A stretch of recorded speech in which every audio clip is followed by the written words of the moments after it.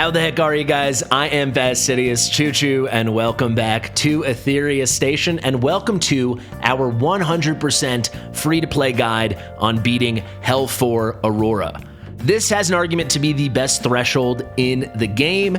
Hard to argue against Doki when speed is king, god, everything in any turn-based, but especially Etheria Restart. But certainly some of the absolute best gear in the game is farmed in Aurora, namely these phenomenal DPS sets, beginning with Momentum and then Fury. But then, oh my god, is there anything stronger right now in the game than Bloodbath? So you are going to want to start farming this and start farming it very soon. Additionally, Bulwark, fantastic. Strive, fantastic. This is like the only threshold in the game, I would say, where there are no stinkers. Every set is an absolute banger. And then, of course, even when you get to Inferno, the slot 3 sets are amazing, right? Colossal Guard and Swift Smite will have an Inferno guide, but for now, 100% free to play. How do you beat Hell 4? This is actually the third part of our Hell 4 series.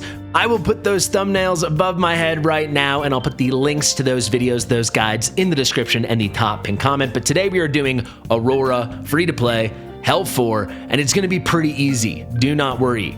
We are only bringing one 6-star Animus, that is D-Ting. If you've got a D-Ting, he's got to be 6 stars. He is just too good. Everyone else is 5 stars. And then on top of that, we are only bringing one SSR Animus, that is going to be Ling Luo, who obviously we all get 100% free to play just by doing our login and our completion stuff through the first week in the game. The other 4 anima are all SR. So this is about as easy as it gets. No one has any slot 3 gear. My gear in general isn't that special, especially the builds I've chosen to use here. So I'll show you all that after, but for now, let's just hop in and let's get this run done. This is in fact a 100% success rate run. Let's just take out Kachi the Guard and put in Ling Luo. I was experimenting with Kachi the Guard, seeing if he could make this an all SR run. We're not there yet, maybe soon in the future, but for now, this is the comp. I will break down quickly at the end all the builds, the shells, the modules, everything like that, but for now, everything's really accessible stuff. I think it's easier if we keep this short and sweet and head right into the run. So let's kick this thing off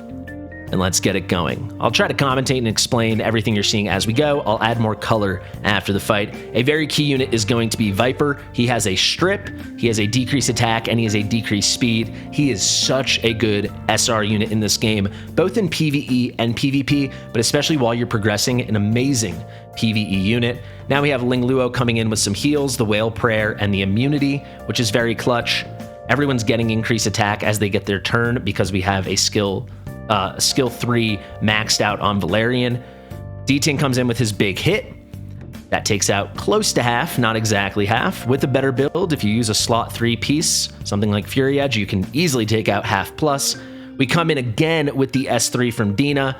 You know, that first time she comes in with the decreased defense, the vulnerable, and the erosion. We have her go again because we get more erosion stacks. I've got her in the codex. You do not need her in a codex, but already you're seeing the run in pretty good action. Viper comes in again there with that S3. We strip off the buff. We put on a new decreased speed. A key thing with Viper is he's stacking his Serpent Skin, so when he gets the counterattack triggers from his passive, once he has 4 stacks, I believe, he's guaranteed to use his S3 for that counter, and you can see we just tear through this. So this is the hardest threshold in the game, I'd say, in terms of difficulty, and we are making him look like a bitch. I mean, there's no other way to put it. Come in again. The support from Valerian, the little bit of healing with the heal over time for Valerian, plus the big heals from Ling Luo, it just makes this thing pretty easy. Come in with D-Ting. Unfortunately, we didn't have the decreased defense line up there with Dena, but have no fear, we'll just chip away at it. We should be coming near an S3 soon from Viper. They do have that immunity, so that is a tricky thing. So if you don't want to bring SRs and you don't want to use Viper, you're going to need a Holden, you're going to need a Nahor, you're going to need a Heinrich. You need something to strip that immunity off, unless you just have the craziest damage and you don't need to put any debuffs out. But even still, you'd also need the craziest survivability. So this is the way to do it. You want to strip, and you want to strip consistently. Let him go again. It doesn't matter. This actually was a run that went pretty awry, I would say. We'll show you one more run at the end of this video, and still we were in pretty solid control. The run ranges between 1.5 minutes and about 1 minute 20 seconds, it kind of comes down to triggering Viper's counterattacks, and when he has the Serpent Skin, when we get extra instances of that S3. I'll break that down now. Let's actually discuss him first. But I'm telling you, so far in like the 50 times I've done this specific comp, this extra free-to-play comp, it has never failed. So that is pretty dang spicy. Let's get into it right now, and like I said, let's kick things off with Viper. Let's talk about what skills you need maxed out. In my opinion, it is the S3 and the S1. The S1's pretty clutch and it's pretty important, and getting this level 5 is pretty key as well, because you start the battle with 2 stacks of Serpent Skin. You can see here from his basic attack, whenever he uses it, he's going to get another stack of Serpent Skin, so he only needs 2 additional stacks when you start off the battle, since he's already beginning with the initial 2 stacks from this being at level 5. And that is really clutch, because you can see when he's at 4 stacks, when he goes to counterattack, he's going to use Scale Slash instead of Savage Fang from the passive. So when the passive procs and he's got 4 stacks, he's actually going in with the S3. Doesn't even count as a turn, it's just a bonus instance. Speaking of the S3, let's discuss that now. This is a nice AoE move that we really are hyper focused on Aurora. On the boss, 75% chance when you have it fully skilled up on only a 3-turn cooldown, and that's the key skill up there if you want to cycle this quickly. He is going to dispel 2 buffs. You get the second buff dispel at level 4, that's quite nice. And then you have the 65% chance to inflict the decrease attack and decrease speed debuffs for 2 turns. So if you get him in a very high accuracy build, doesn't need to be this high, but get him towards 200%, this is extremely reliable. I recommend 200%, and then just get him pretty fast. I'm at 248 speed. I would say this build is borderline overkill. You could probably get away with about 230 speed. The key thing is you need him going in before Dena, and of course before D-Ting, or whoever your debuffer is and whoever your DPS is, because he needs to strip off that initial immunity. But pretty simple there. I'll show you the total stats right now, and we can move right along. 240% effect accuracy, 248 speed, and then these are the total other stats. For the shell, we are going with this nice Jackal Guard. I love Jackal Guard on him. I think it's amazing. You really just want to cycle these turns as quickly as possible. This is quite a good Jackal Guard as well. Any decent one is fine, but frankly, any good shell where you're getting Swift Rush and Time Weave works really nicely. You can see also we don't even have the plus 12 Time Weave effect, so we're not getting the extra cooldowns. That could make the runs even faster. We would more reliably have the immunity stripped off, but all in all, this build is plenty. Just be sure to get that skill 1 and that skill 3 going. I think now let's go to our only 6-star unit in this comp, and that is D-Ting. For skills, you should just max out all of D-Ting's skills because he's crazy, but you only need the S2 and the S3 maxed out. I do suggest the S1, frankly, just because you get the extra attack, and it goes a long way. And D-Ting for almost any normal account will be the best single target unit you have. He is a hard carry in PvE. He's even functional for early progression in PvP. Just max him out, but if you have to be really stingy, go for the S2 and the S3. Remember, a very cool thing with D-Ting is he gives himself all that extra crit rate from the passive, right? So because of that, we can kind of get away with murder on this build. I only built him with 48% crit rate, but he gets the extra 60 crit rate from having the maxed out S2 passive. So we're talking 108%. That extra 8% gets converted into crit damage at a 1.5x rate. I always find with D-Ting, you want to go double crit damage and 1 attack bonus on the right. It all depends on what you've got, but these are the pieces we're using. It's pretty good, but again, nothing crazy. And I actually don't even love my Matrix combo. Harvest I like a lot. Kenai I'm not the biggest fan of, but we just have this nice shell. But again, it's only a 2-slot shell. I actually have a 3-slot build for D-Ting where we don't have the Kenai, we have Onslaught instead. And additionally, we pick up Fury Edge, but I did want to scale things back here. But just so you know, if you've got a better build like that, absolutely use that instead. Whenever you see any of my guides, I'm trying to take things down a notch. You should comfortably, willingly, and very happily take things up a notch. It's your account. You're not making content if you're watching the guide probably. So just scale everything up. Make it as good as you can. But you can see a build like this, crit damage goes down, attack goes up in a big way. Crit rate goes up in a big way, which means crit damage goes up from his passive in a big way. This build destroys. This build the runs about in 1 minute 10 seconds or something like that. But all in all, this is plenty. Skill 2, get that going. Skill 3, get that going. If you just want to min-max your D-Ting because you should, max out the skill 1 as well.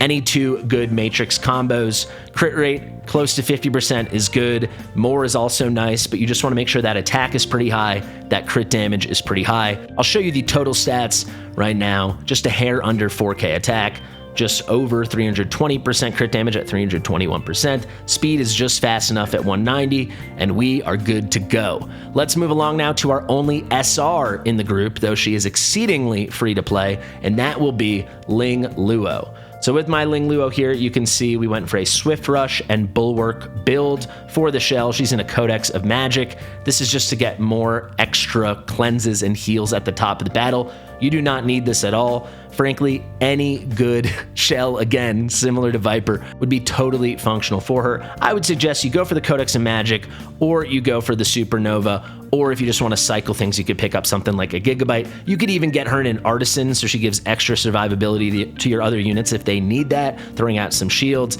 Obviously, you're going to build her more for HP. The key thing is going to be having her fast and having a lot of HP. But you can see she's only 5 stars. We got the HP at a comfortable level, coming in at 41.2k. We got her speed at 238k, and that's about it. There's kind of nothing more to it. The Bulwark's nice to have that extra turn of immunity just to open the battle, but for non-PvP content and something where she's not going to get locked out, we don't really need that here. Now, here's the best part with Ling Luo. That's going to be her skills. I don't have a single skill up in her. Nothing is beyond level 1. You'll see that all here.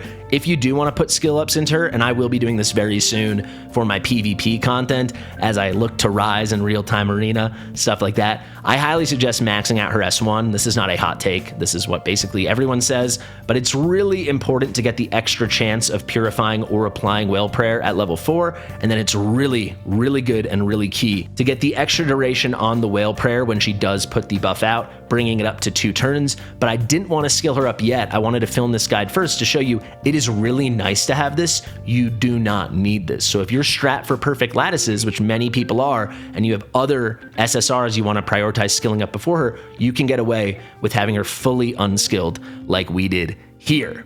All right, only 2 units left. Let's finish this thing off. We've got Dena. Dena is just in a debuffer build. She is in 12 Swift Rush. She's not even in 12 Time Weave, only 6 or higher at 9. And we're just trying to get her effect accuracy high. We're trying to get her speed high enough, make sure she's tanky enough not to die, and there's really nothing more to it. I think let's start talking about skills, because I think a lot of people might wonder about this. I do have her S2 maxed out, which is nice for getting additional stacks of erosion, but you do not need it, especially if you do a similar build to what I'm using, where I'm using the Codex of Magic. So when she comes up a second time, she's going to get these stacks of erosion up to 6, if not 8. The S2 is really unnecessary. I have it in general because it's a good skill to begin with, and it comes with some really nice stats, picking up some extra effect accuracy. But if you don't need that, you can leave that fully unskilled. The one thing I think absolutely should be maxed out is her S3. Getting the cooldown reduction is very clutch. Getting the extra chance of inflicting the erosion is nice. Then again, that all being said, you probably could get away with no skill ups, but her S3 is really good. You're going to use it in a lot of places, so I highly recommend it. Finally, let's show that shell one more time. I did go for the Codex of Magic, in part just because I had some extra speed.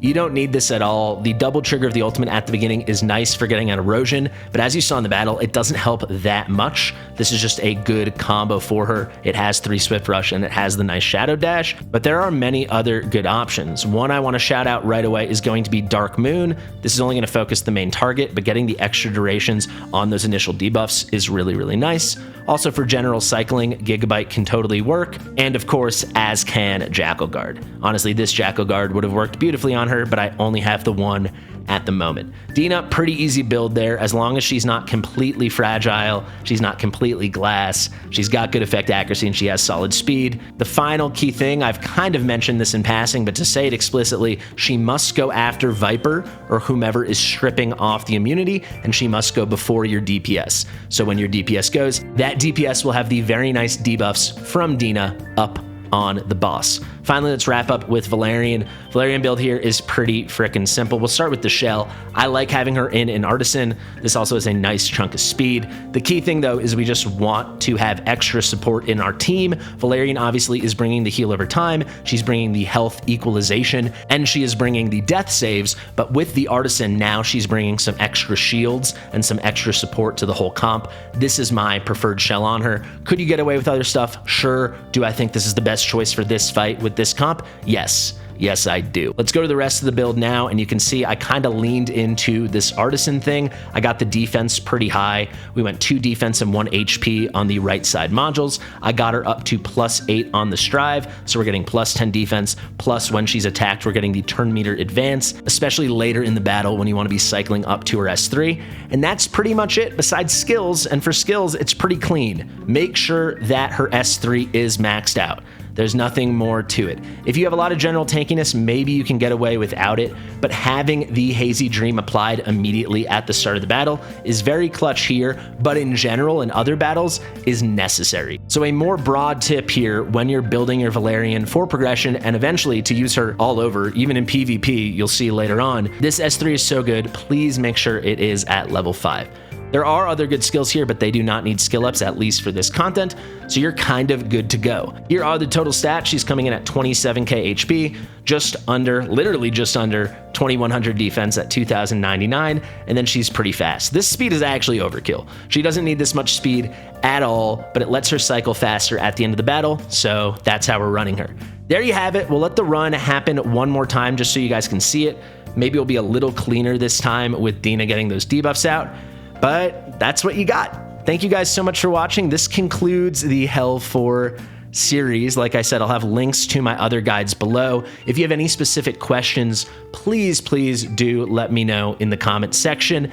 And in general, let me know if you have any suggestions for how these guides could be better. Obviously, I'm slightly late to the party, as I think by the time I actually filmed my guides and got the channel up and running, there were many other Hell 4 guides, but I'm still really happy to make them, provide them, show my specific strategies, and hopefully they help some of you. So if they help you, let me know. If they could help you more and you have suggestions, let me know. And especially if you made it to the end of this video and you're not yet subscribed, please do that. Thank you so much. I have been Fastidious. This has been Etheria Station. Looks like we have a bit of a faster run on our hands. 5 stacks of erosion there from Dena. Can we polish this off? Let's see how it loops around. Hopefully it's sub 2 minutes. I think I'll stop yapping and let's watch.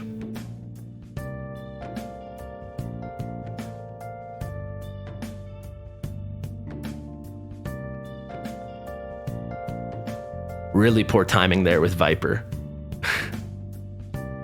Looks like we're just locked out from the faster clearance time, so we'll have to cycle back one more to D-Ting. There Viper comes.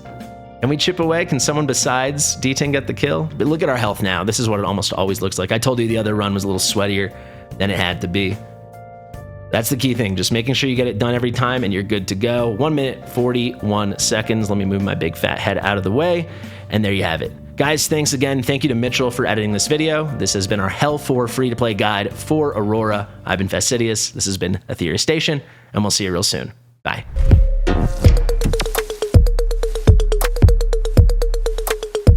Fastidious.